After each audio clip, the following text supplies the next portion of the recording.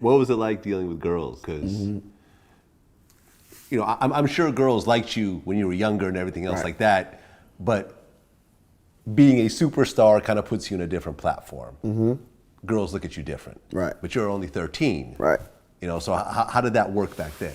It was crazy because I had girls my age that loved me, but like I said, I was young, I was a teenager, so Jermaine pretty much became like the father figure. Okay. And, you know, watching the type of women that he would have around, it fucked my head up. It fucked me up. What do you mean? I didn't want, when I would leave Jermaine in the summer to go back to Ohio for a couple months, I could not talk to girls in Ohio again. Why is that? I never seen women built like this before, fine as hell. Yeah. And everything Jermaine had, I wanted. And it fucked me up. So, true story, I remember Jermaine and them went out to the Gentleman's Club, one of the hottest strip clubs, if not the best strip club of all time in Atlanta, right? And they go, and of course I couldn't get in, but all the strippers knew who I was. So I had all the girls come outside by the car. So when Jermaine and Nelly was walking out, they hearing, you know, what the fuck is going on? Bow Wow hanging out the window, he got all the strippers outside the window. So I've been, so when people look at me now and it's like, oh, why does he like strippers? Oh, why do they go to the strip club? Oh, why? It's because of my upbringing. That's what I was brought up on. We raised in Atlanta. Jermaine's like my mentor / father figure. I see them do it. When I get older and I get my bank up, I want to do it. So when it came to women, it was kind of like I really wasn't fucking with nothing my age. I wanted older women. I wanted the women that Jermaine had. I wanted all his women. And that fucked it up. That's like having Kobe beef, then you go back and one of your boys take you to go get a quarter pounder. That quarter pounder, cool. Right. But until you had Kobe beef, you don't really want that quarter pounder no more. Okay. So, yeah. What age did you start messing with women though? No bullshit, I'm not gonna lie to you. Like around 15, 16. Okay, that's not that young. Yeah, I was nervous. I mean, as we all were. Yeah, I was nervous. Motherfuckers was like, I was hearing shit like Rebel Pop. I'm like, whoa, wait a minute. The motherfuckers supposed to protect us. What you mean they break? Oh, Rebels Pop. Okay. Yeah, I'm like, that's gonna be my first time. First time I go and my shit pop, and next thing you know, I got a baby. I would always think about that. I'm like, man, watch my first time my shit break. I keep hearing about this shit. And then I just kept it cool until I felt like I was put in a situation where, I had no choice. I gotta go in. I gotta go in. There was I guess a story about Esther Baxter. That's true. Okay, I guess she denied it for some reason? Yeah, I don't know why though. She doesn't need to. It's cool, man. Okay, so Esther Baxter was the first. That was the first girl I ever had sex with. Ever in my life. Not a bad first right there. Fuck I got it. That's one of the baddest chicks of all time, really. And it's not even to be like disrespectful. Like it was just a question that was asked. You know, when you hear about your first, I mean, that's something not really meaningful. To some it can be, but it's a highlight. Like you should never really forget your first. Right. I think that it wasn't that she denied it. I just think that she didn't know, and she didn't know. Okay. That she was my first. Okay. She, you thinking Bow Wow, oh, he's probably been fucking since 12. Right. Not the case. You know what I'm saying? Once again, it was a situation where my back was against the wall, and I knew if I didn't handle my business as a man during this time, I'm a fucking loser. And I cannot let the woman know that I was J. Cole, pretty much. Like, I was J. Cole. I didn't want her to know. I'm acting like I know what I'm doing. As soon as I was done, I called my bodyguard, no bullshit. What I do? What I do now? I'm done. What do I do? Yeah, I did it. You know what I mean? I was excited, but I think that she probably didn't know that she was my first. So I think maybe that's where kind of her side was, but it's the truth. She was my first. You were 15 and she was how old? She always was maybe like a year and a half older than me, or like 2 years. Okay, so she was a teenager too. Yeah. Okay, so this is before she started doing King and yeah. This was right at PD Pablo stages. Okay. Freak League video and Shake It Tail Feather. Ah, right. She was only 16 in that video? She was young, like 18, 19. Okay. It was like 18, 19 when we met. So your first album comes out, 3 million sold. Yeah. Sure you bought your mom a house and everything else like that. Well, your mom is your manager, right? Yeah. She does. My mother handles, she was doing the music stuff now, but because as I get older, my knowledge, I start gaining knowledge about the game, and then, me being out here really doing the work, You know, it can make you feel like you know more than, you know, the person who sits in the office. So we didn't want that to jeopardize our relationship as mother and son. You know, you see a lot of stories about, you know, these young Hollywood kids and, you know, their parents, how they fall out. It's like, I never want the business to fuck up our relationship as mother and son. So before I can do that, I'd rather get you something that's more peaceful. Mom, you should just handle the TV and film stuff. Okay. And ever since, it's been like cool sailing, and we handle all the rah-rah shit. You know? Right. So you come out, make millions of dollars. Mm-hmm. Then it's time for your second album to come out. Yeah. Okay. And you say Pharrell worked with you on the second album? Yeah, Pharrell worked on the second album for sure. Okay. For sure. Now, is this, how early is this in Pharrell's career? I'm just trying to... This is early. This is, Little Kim, Ray J, wait a minute early. This is before, way before Drop It Like It's Hot. Nelly Hot in here? Yep, all of that. You know, Nori, Nothing. Yep. Right around there. Yeah, because I remember that's when I moved to New York, 2002. Okay, so Pharrell's kind of getting on fire at this point. Oh, he's smoking. Yeah. Smoking. Yeah. So that second album, how much does it sell? Woo. First week. Jermaine knew he was going to have a crazy ass first week because of this one. So it's like if 3 million over time bought this one, watching I get the next shit. That means y'all going to rush to it. We sold like 475,000 records the first week. 500,000 the first week. 500,000. And what did it do overall? 2 million.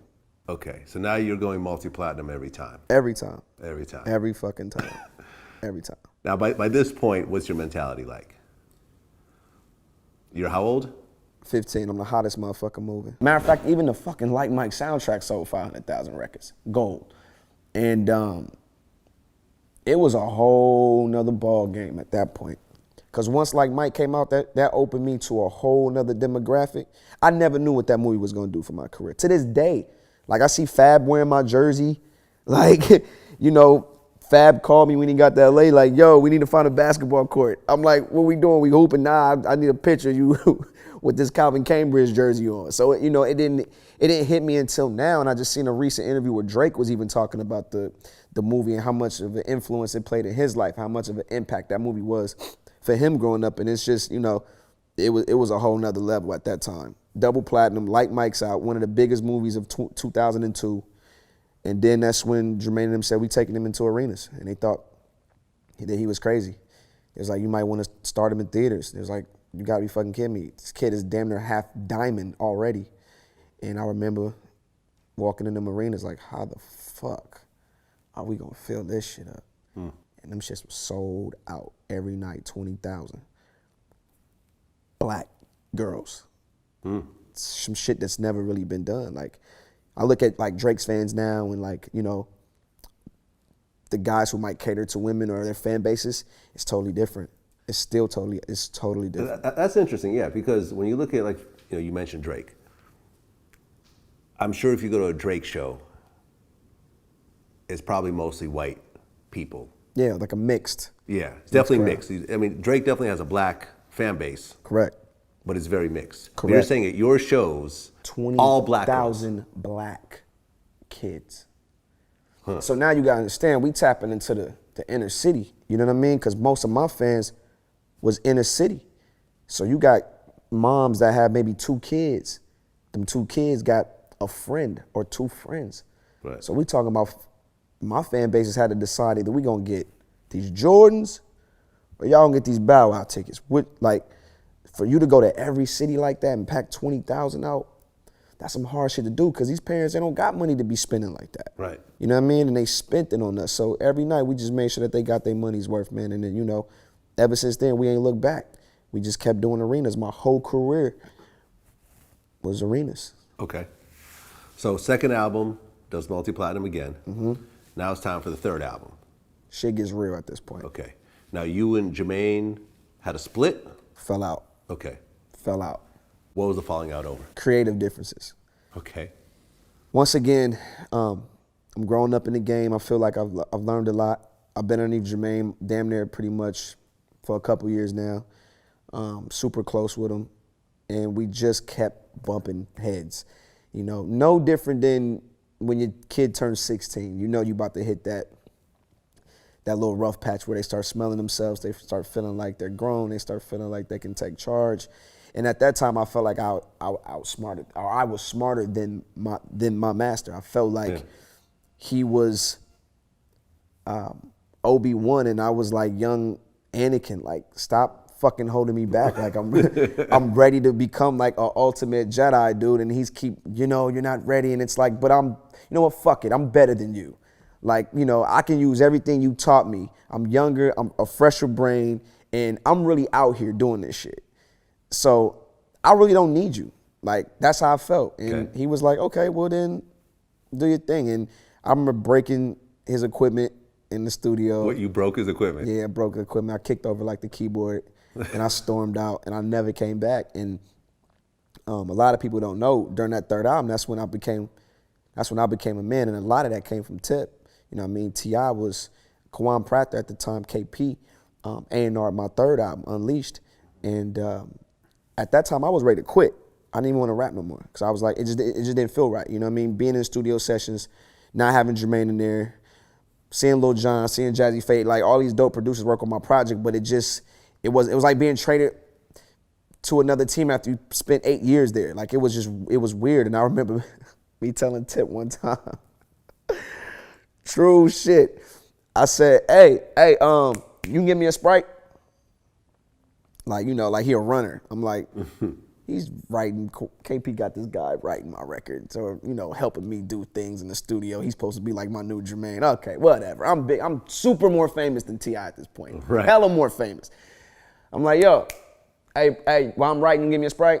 Man, Tip looked at me, and that was a day I kind of start having to like grow up. Tip looked at me, and that motherfucker said, hey, check this out here, pimp. I'm gonna tell you something right now. Over here, partner, I don't know what y'all do over there, but JD ain't over here. Get your own goddamn sodas around this motherfucker, boy. I'm gonna teach you how to be a motherfucking man, boy. Ain't no do-boys around here. Straight up. And I was like, yo. I was like, I don't know if I'm gonna be able to work with this motherfucking KP. That's how he talking to me, man. He must not understand. And then, we created a great bond, man. And Tip taught me a lot, man. It was times where I was so angry, I wanted to just diss the hell out of Jermaine on records, and he would be the one to, nah, we not gonna do that, or, we spent a lot of fucking time together. Like, we wrote that whole third album together. If you look on it, it's my name and Clifford Harris. My name, Clifford Harris, like, we did the whole third album together, and that was right before he dropped King. This was before Urban Legend was out. Tip was the fucking shit, like, but it didn't commercially get big for him right until after my third album died down. Then next thing you know, I just saw his motherfucking ATL and the King album came out. I said, this the motherfucker that was in the studio working with me. Like, and it was cool. But I learned a lot from Tip. So Tip pretty much filled that void in my life around that third album. He was there every step of the way. Now, the third album didn't have the same commercial success. No, as we the went first gold. two. Yeah, it wasn't gold, yeah. Which to most people is great, but after you're going multi-platinum, how did you accept that? For me, it was a win. Okay. Because in my mind, I'm like, okay, we sold like 690 something thousand. And for me, that was a lot to do it without him. I think a loss would have been if I didn't go gold. But the fact that I did go gold and we did have a record with Baby and we did put out My Baby with Jagged, and with Jagged, that kept that So Def shit going on because we both wasn't signed to So Def at that time. Yeah. And that's pretty much how everything kind of like unfolded for that project.